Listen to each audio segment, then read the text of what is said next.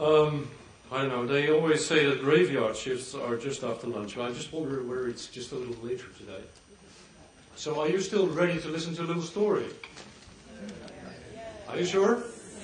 I got good news here. My entire speech fits on one A5 sheet of paper. Okay? And since I'm in combative mood, I'll take off my jacket. I don't have slides, so no worries. I'd like to invite you with me on a little journey of the planet, though, in 5 little steps. I'd like to say a few things on the Fair Trade Organization, and then look at the health of the planet. With our combined brain power in this room, we should be able to diagnose the health of the planet just in a couple of minutes, shouldn't we? Then I ask the teasing question, do we do enough? Do we respond at scale?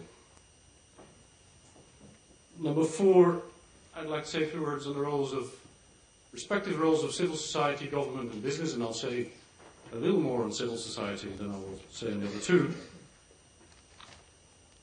And, I'll bring out my non-diplomatic side there. And then I'll make some closing remarks. 15 minutes. Bear with me. So first of all, congratulations to the Max Havelaar Foundation, the Fair Trade people. They've done a great thing. They've proven the business case. You can do business in a different way.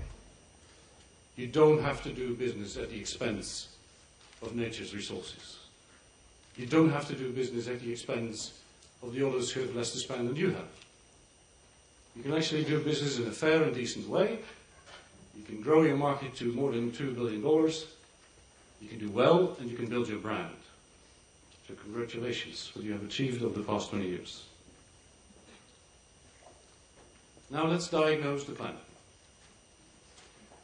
WWF released its 2008 Living Planet report last week. In many languages, one of them Dutch. We actually looked at some of the Dutch import figures. You know what? 2/3 of the world population lives in what we call ecological debtor countries. 2/3 of the world population. Holland is a small country. We've been a trading nation ever since the 17th century.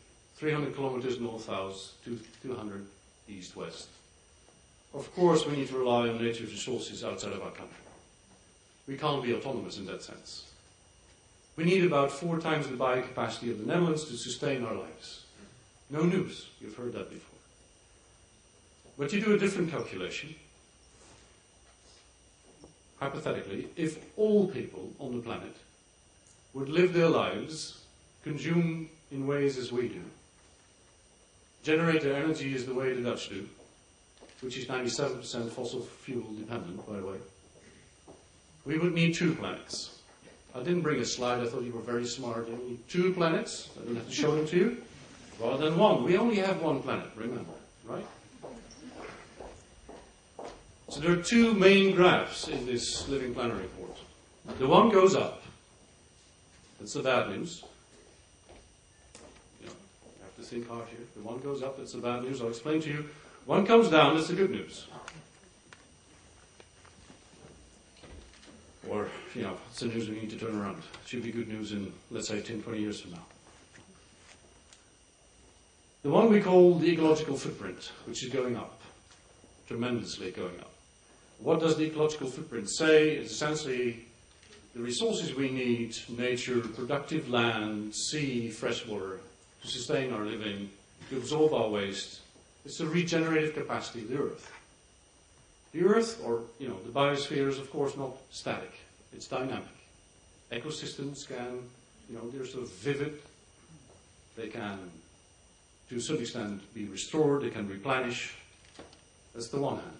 And somewhere in the 80s, we've gone through the sustainability barrier because with 6 billion people, we draw more on Earth resources than it can regenerate. On average, a 1.3. So we're about 30% in ecological debt. That's the one. Now what about biodiversity? In my lifetime, on average, population basis. So it's not about extinction figures here, it's population basis. And we do research on about 5,000 populations of 1,500 vertebrate species, so amphibians, reptiles, mammals. So you've got figures from the 1970s. And since the 1970s, we've seen a decline of, on average, 30%. So in one lifetime, and I'm a little bit older because I wasn't born in the 70s but in the 60s, so in one lifetime, so far, we've almost seen the biodiversity being halved. And in some tropical regions, it's actually halved the past 30 years, on average. So when we released the Living Planet report in the Netherlands, you may have seen a little graphic depiction of what we meant. There were 1,600 giant pandas on the Museum Square in Amsterdam, depicting how many there were left in the wild. Just 1,600. That's all. That's all we have. And this panda is in our logo, where we could have taken many different species to demonstrate what is left in the wild with very precious numbers, and what will go extinct if we continue the way we work, live, and consume. So we're facing here a matter of urgency that is significant, right? 3, do we respond at scale? I've just congratulated the Fair Trade Organization, and I meant it. But they command 3% of the market in the Netherlands. That took them 20 years.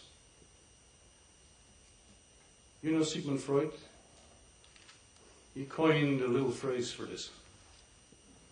He called it repressive tolerance. So, what does that mean? If you have a double income, and you have an academic degree, and you'd like to live an ethical life, you have a choice when you go to the supermarket. And the very boss of the supermarket is actually happy because he says, you know, I'm such a good guy, I have here a few products that actually have a fair trade mark, and am I not a good and responsible entrepreneur? Because I actually offer it to you. You have a choice.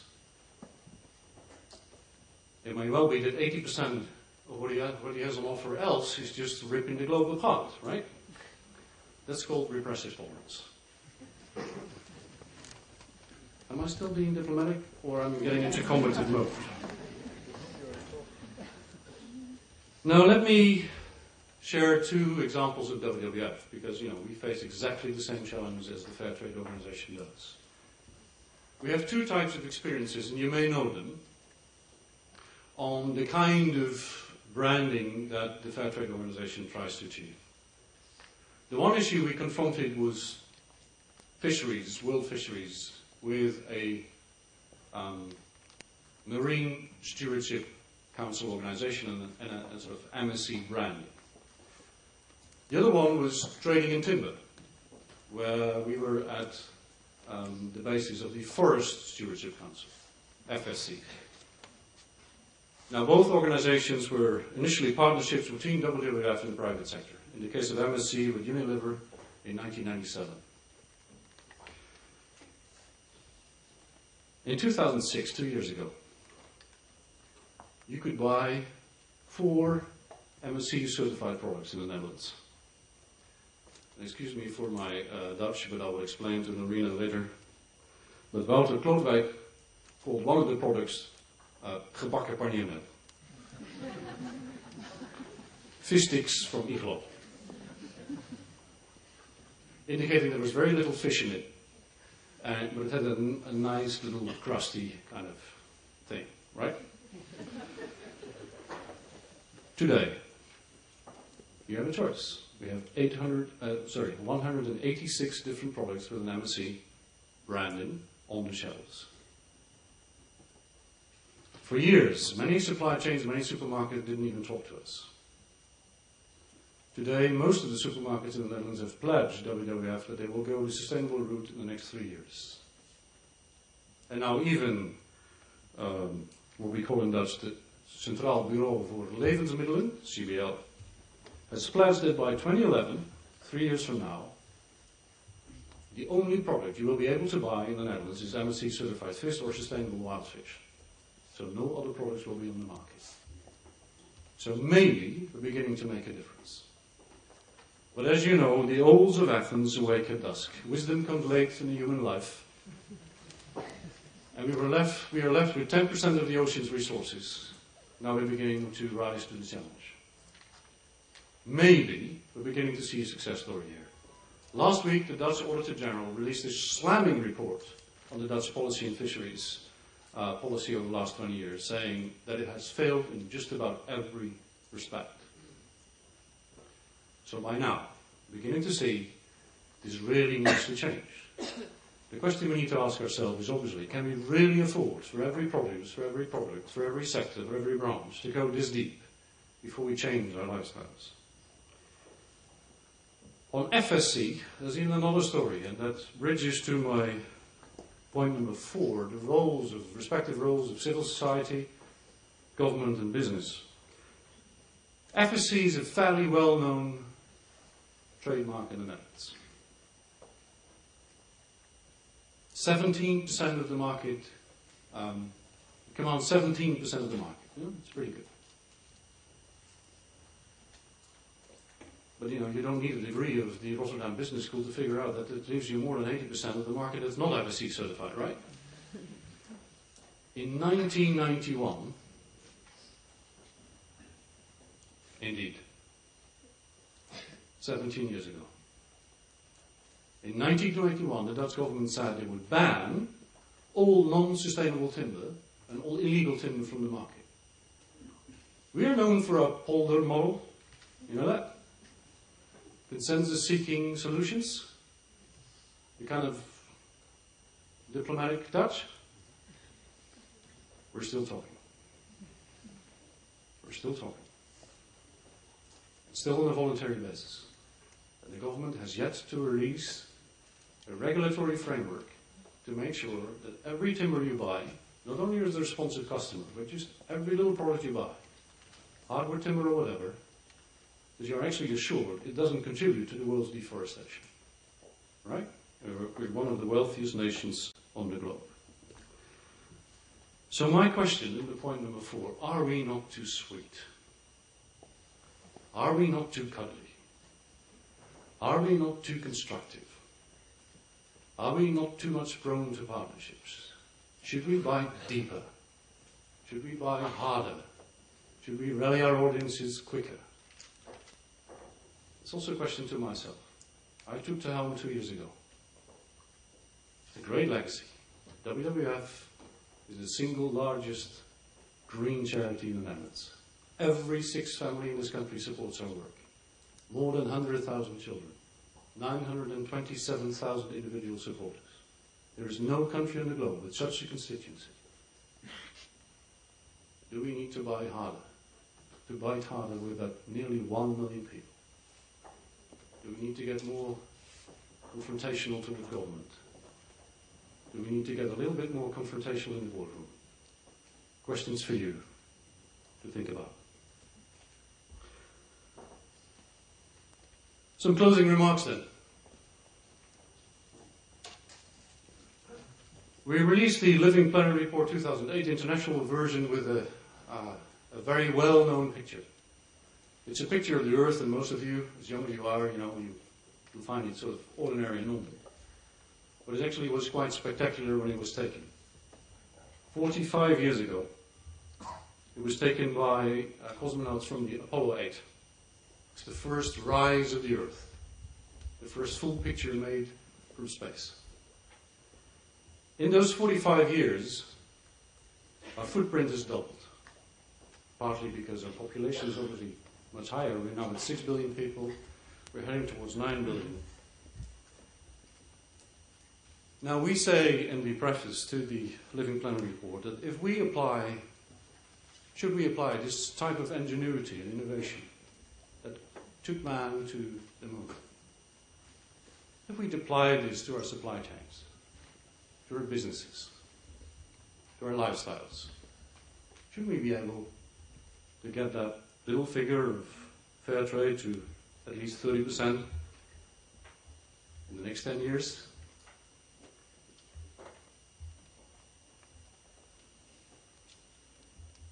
I have maybe a different subtitle for your next book, Marina.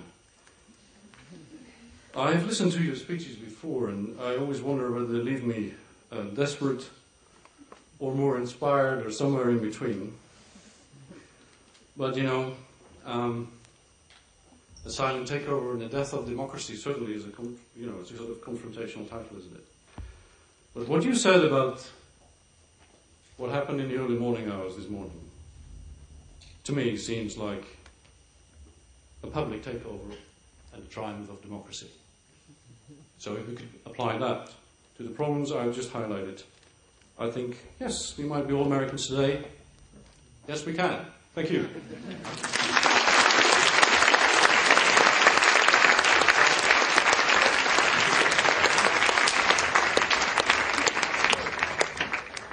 The perspective of the government. Stella Ronner is, since this year, the Special Ambassador for the Millennium Development Goals. Especially appointed in that position by the Minister of Development, Mr. Bert Koenders. You might know that the ministry these days is particularly under scrutiny for reaching their goals or not, or the effectiveness of that. So it's interesting to see also that the ministry have also dedicated a lot of attention to partnerships, and they take an international leading role in this area. Mrs. Rona Kubacic, she started a career at the Netherlands Ministry of Foreign Affairs in 1990, after obtaining a master's degree in European Studies at the University of Amsterdam. She worked in UN aid departments and embassies in Belgrade and Paris, and also for the Organization for Security and Cooperation in Europe. During the Dutch chairmanship of the OSCE, the Organization for Security and Cooperation, and the European Union, she became spokesperson for the foreign minister. In 2005, she was appointed head of the Western European Department at the minister, and finally, therefore, to be promoted to the position of ambassador for the Millennium Development Goals. So don't mix her up with the other ambassador or the head of the Millennium Development Goals we had in New York that had some slight budgetary problems. The ministry has no budgetary problems, they told me, and I'm very pleased that Stella is going also to talk here on behalf of the minister on the topic of partnerships for development.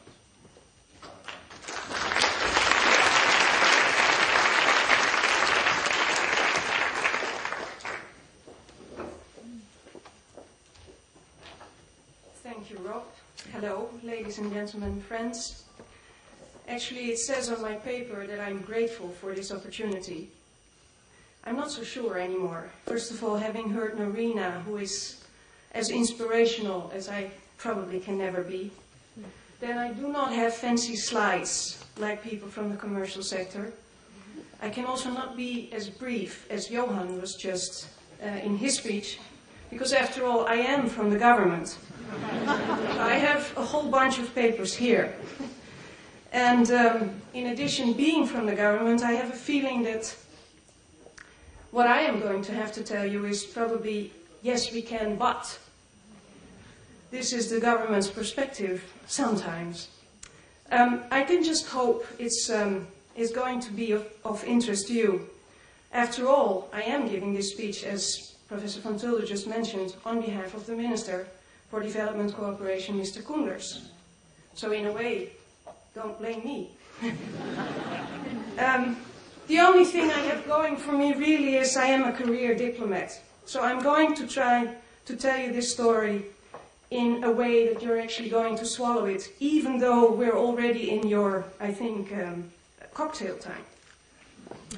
Anyway, before going into detail about our approach to the public-private partnerships and our thinking about them, let me say that we started our partnership approach not long ago.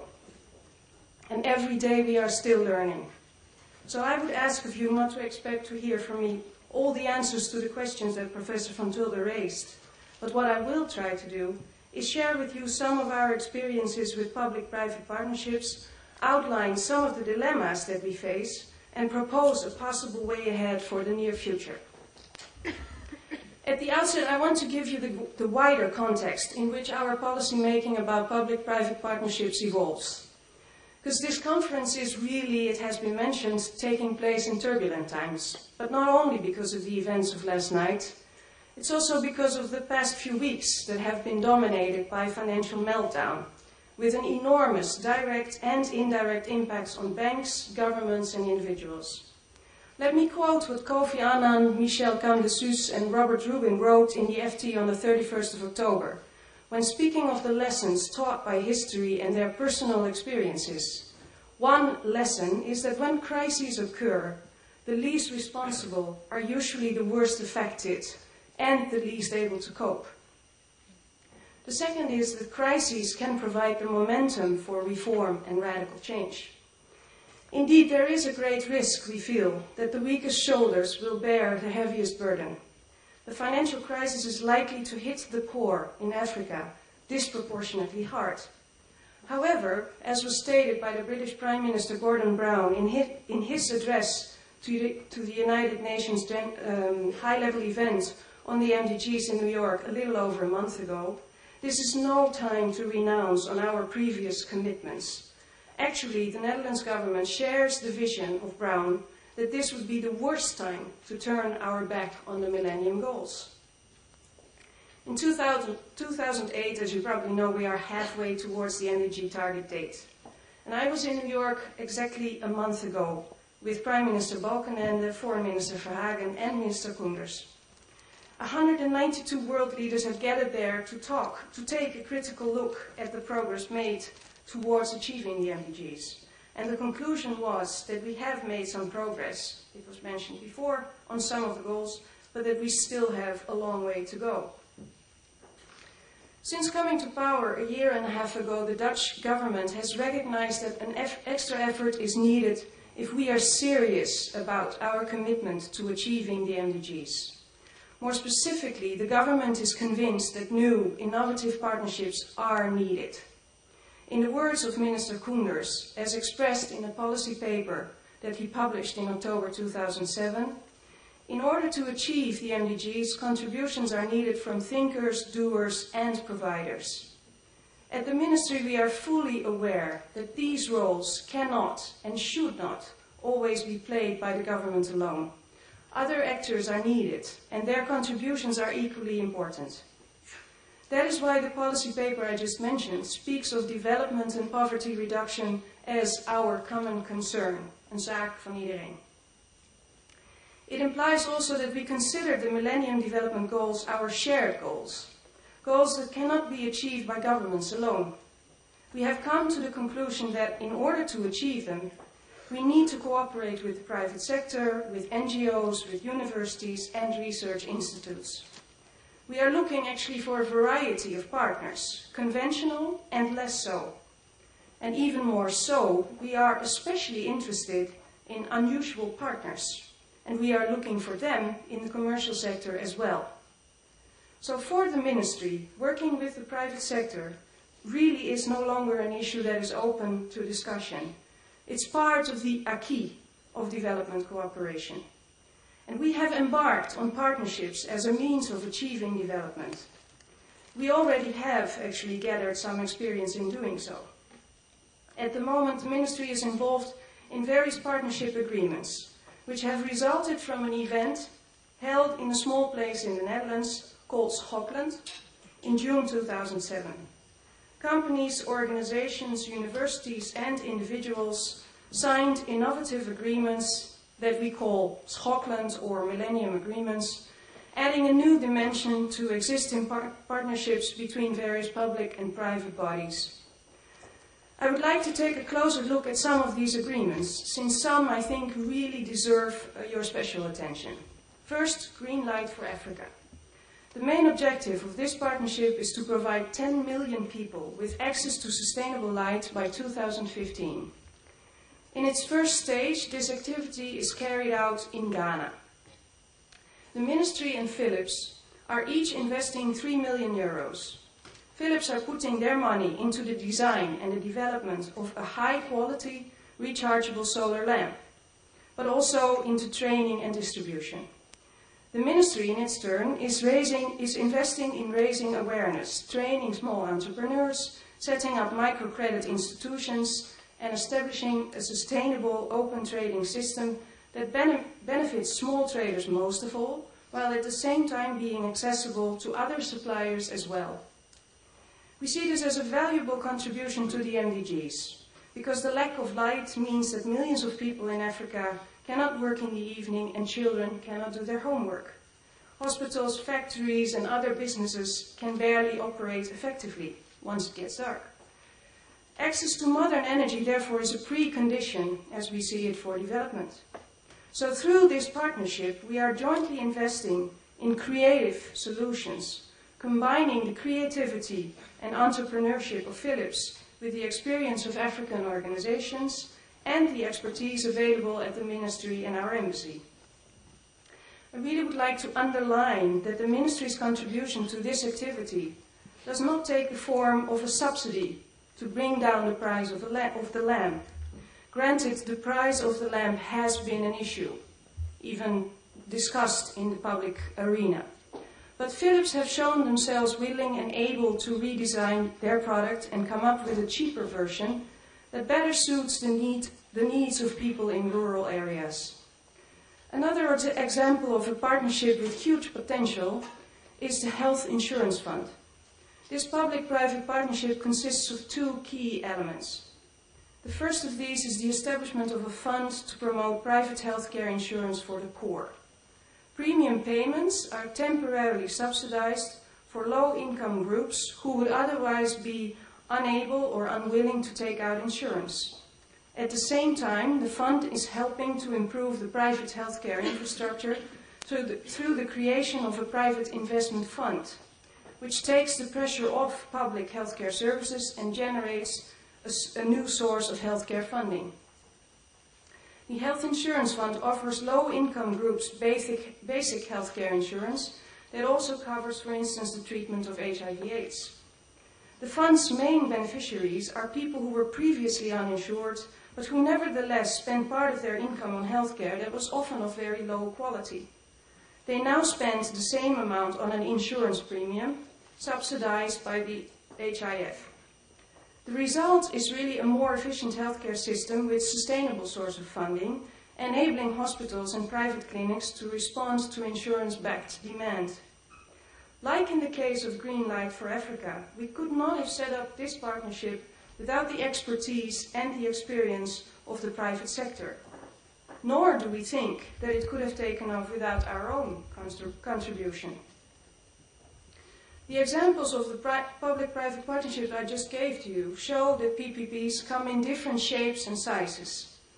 Any partnership is a voluntary agreement between actors from the public and private sectors.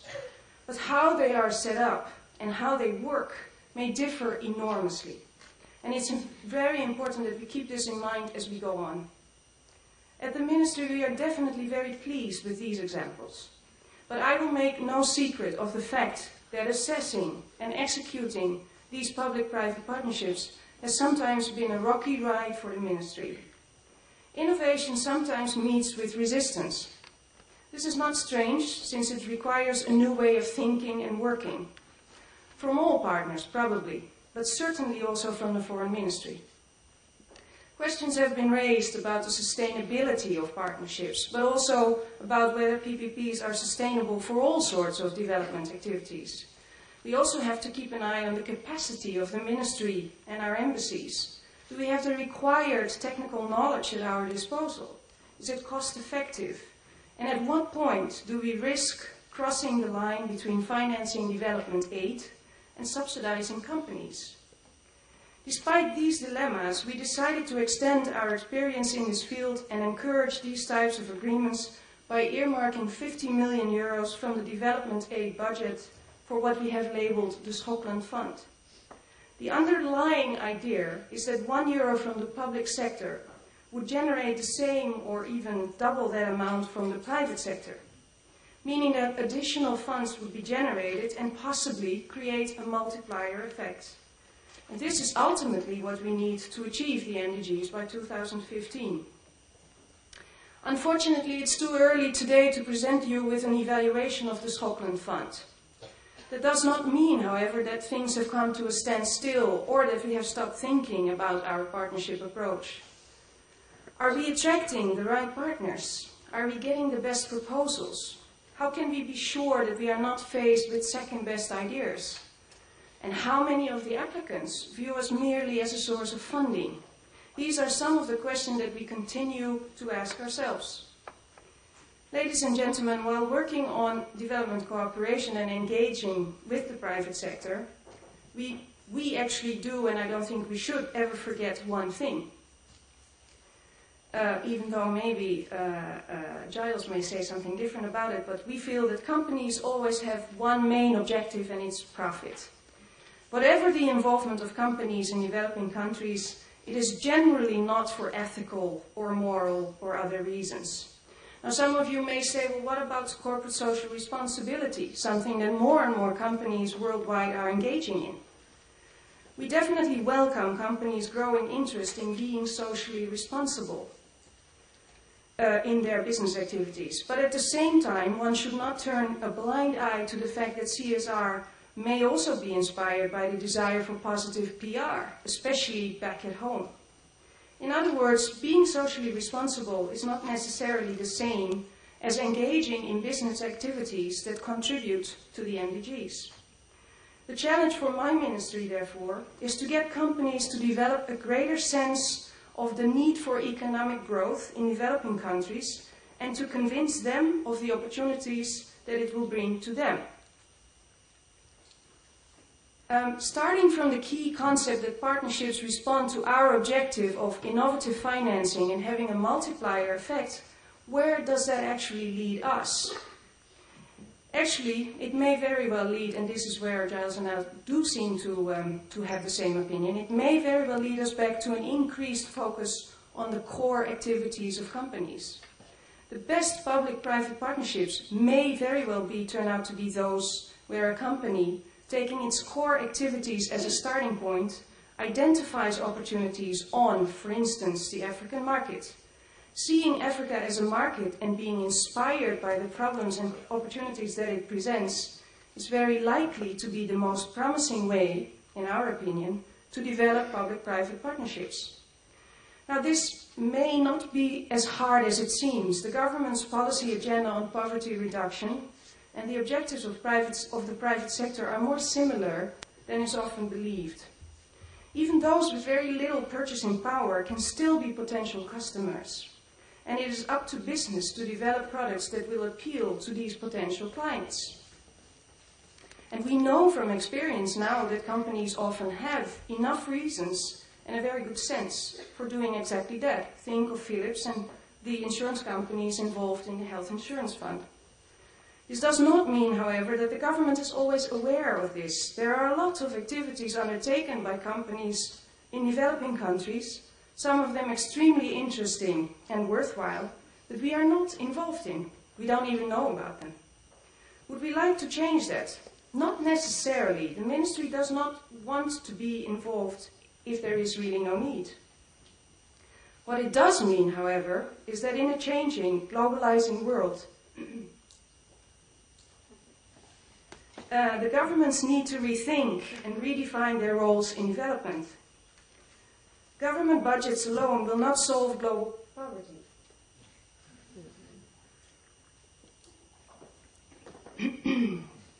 Instead of coming up with one-way, ready-made solutions, we have to be more creative and, together with our partners, come up with tailor-made solutions for development. We need to look at the problems and the main causes behind them. We need to decide whether a given problem is related to the market, or to energy, or capacity, and then find the right partners to solve it. We need to develop a different mindset. Government policy must adapt to a new reality and adopt a more integrated, flexible, and project-based approach. Actually, the need for a creative and flexible approach on the part of both governments and businesses is also underlined by the wide-ranging consequences of the financial crisis in the United States and other parts of the world. The enormous stress on worldwide financial systems has encouraged governments in the developed world to take on an activist role. That's what we see these days. For development cooperation, the agenda is to help maintain investment and capital flows to Africa and elsewhere. We have to be anti-cyclical. Wherever possible, we have to cooperate with the private sector to maintain economic growth and job creation at the levels we've seen over the past decade. And this will not be easy. But we see once again the need to take the problem as the central issue to deal with, and not the institutions or existing rules or our procedures. Ladies and gentlemen, we are not blind to the idea that this may require a different way of going about development cooperation. Partnerships and Millennium Agreements should be clearly understood for what they are. They are investment agreements of some kind. They represent a joint investment in development. And we need to adapt our thinking and our way of operating to bring this concept more in line with our traditional development aid and policies. Preferably, we should carry out this process of adjustment and adaptation together. Since we are dealing with partnerships, our review should take into account the perspectives of the different partners. Let us share our understanding of partnerships and find a common language. Several attempts are actually being made to do this, and I would like to take this opportunity to thank Professor van Tulder for his involvement. In this respect, I should like to mention that the Minister for Development Cooperation has recently announced his plans to set up a business club for MDGs, consisting of people from different walks of life, multinationals, but smaller and medium-sized companies as well, from different sectors, including agriculture, finance, and from different levels.